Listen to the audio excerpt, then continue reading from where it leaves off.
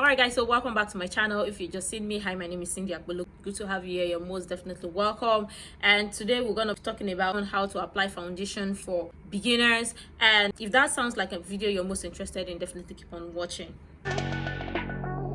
And for foundation, to start off with your foundation, you want to make sure that you have a good solid skincare base. And as you can see on my face, or as you can see on my skin is dry. Before applying any form of foundation on my skin or any form of makeup, make sure that you have a good skincare base. Make sure that you've exfoliated your skin to take off every dead skin residue on your face, so you have a smooth transition when you apply your foundation, so it doesn't clog up your pores or it doesn't separate on your skin. To exfoliate my skin, or to start off with exfoliating my skin, I'm gonna be using the St. Ives Radiant Skin. Now, before using any form of exfoliating product on your face, you want to make sure that the exfoliating product is good for and on your skin, because most times when you exfoliate your skin, use an exfoliant on your face, most of the products are not really good on your skin, especially if you have sensitive skin or you have acne prone skin type.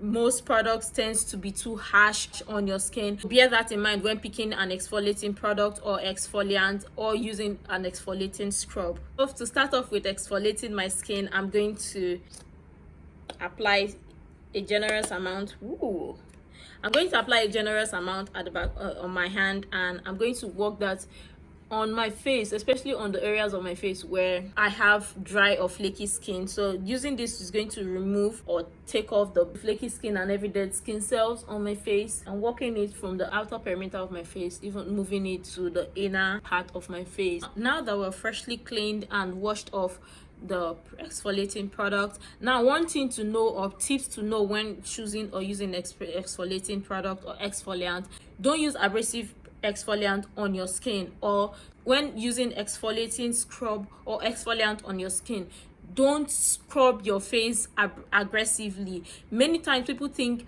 if they scrub their face aggressively or use abrasive exfoliant, that would take off the dead residue of their face quickly, but you're only hurting your face. That would make your face more prone to acne and irritate your skin. So stay away from abrasive exfoliant and stop exfoliating your face aggressively.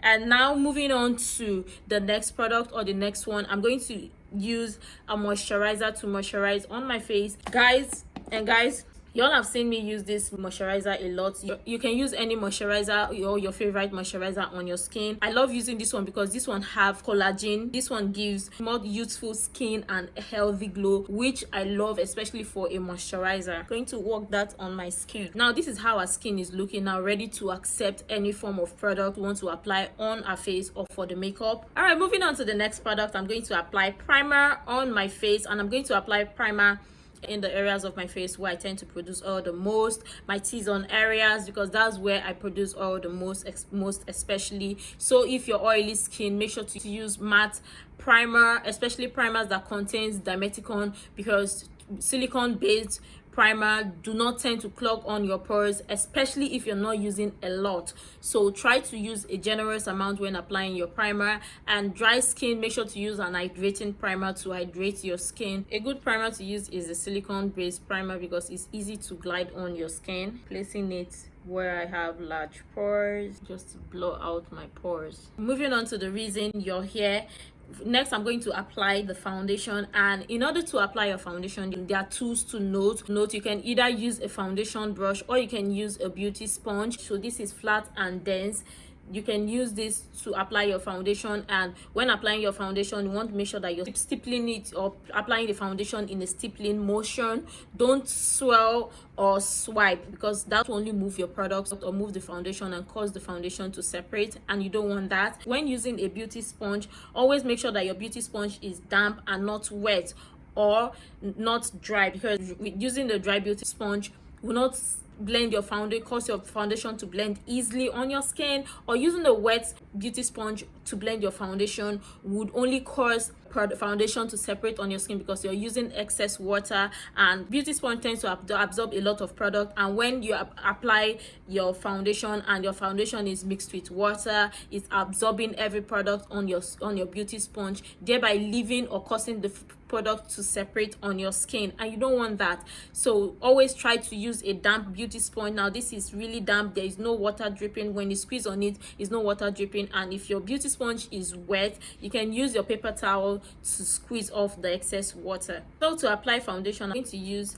this foundation. This is a matte foundation, and also when picking your foundation or when using your foundation, make sure you use a foundation that is your exact skin tone, your exact undertone. Always make sure that the foundation, that the product you're applying or the foundation product you're applying on your skin, you're not using a lot of product. Always apply generous amount or build up your foundation so it don't have excess product on your skin or layer up excess product on your skin that would cake up your makeup or cake up your foundation, and you don't want that. So the idea behind using a beauty sponge or a foundation brush is, with foundation brush you tend to have more fuller coverage, whilst when using a beauty sponge you tend to have more skin to natural foundation or natural blend, and it depends on preference. I'm going to use the butt of my beauty sponge and take up the foundation. To blend up my foundation, I'm going to blend from the outer perimeter of my face before proceeding to the inner perimeter of my face, and I'm placing the foundation in the areas of my face where I need coverage the most, pushing it into my skin.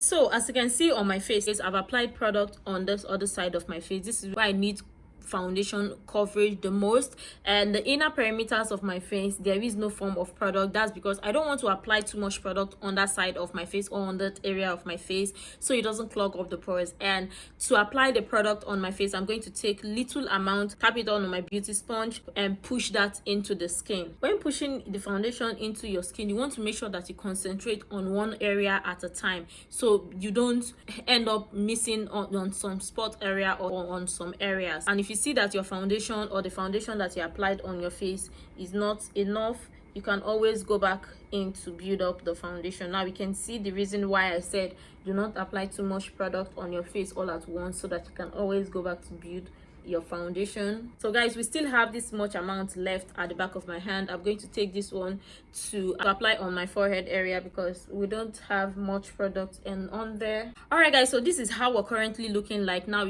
Our face looks like there is no form of product or there is no foundation applied on here, but we have foundation applied there. And one thing is, with foundation, you don't want to apply too much foundation to make you look like a mask. You want to make sure that your foundation or the foundation you're applying on your face is medium coverage, or is a good coverage to cover up the areas where you want to cover up on your face or cover up the problem areas on your face. And I'm good with this coverage, and if this is not the kind of coverage you're going for, you can always build it up to apply another extra layer of foundation to your makeup. I'm good with this layer of foundation on my face.